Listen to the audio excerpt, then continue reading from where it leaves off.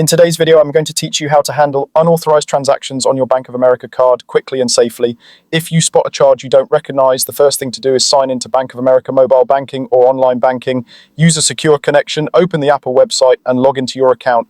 Head to your account activity and review recent transactions so you know exactly which charges are unfamiliar. It helps to check both posted and pending items and confirm whether a family member or authorized user might have made the purchase. Next, lock your debit or credit card right away. In the app or online, look for your card controls or settings and choose the option to lock or freeze the card.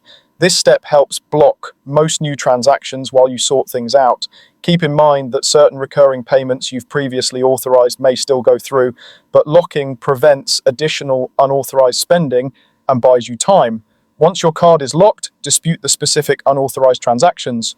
Find the charge in your activity, select it, and look for options like report or dispute.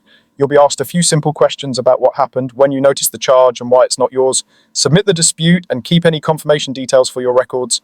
Bank of America offers zero liability protection for unauthorized charges, and in many cases you may receive a temporary credit while they investigate, as long as the activity is truly unauthorized.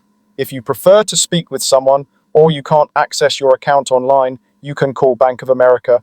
Use the customer service number on the back of your card, or visit the official website to find the correct line for debit and checking accounts or for credit cards. A representative can help lock your card, file your dispute, and guide you through next steps. After you've reported the charge, keep an eye on your account for any further suspicious activity. Check your transactions over the next few days and consider turning on account and transaction alerts so you're notified in real time. Acting quickly is key. Fast reporting helps the bank stop additional fraud and resolve your case sooner. Also, make sure your contact information is up to date so you don't miss any messages about your claim, and never share one-time passcodes with anyone.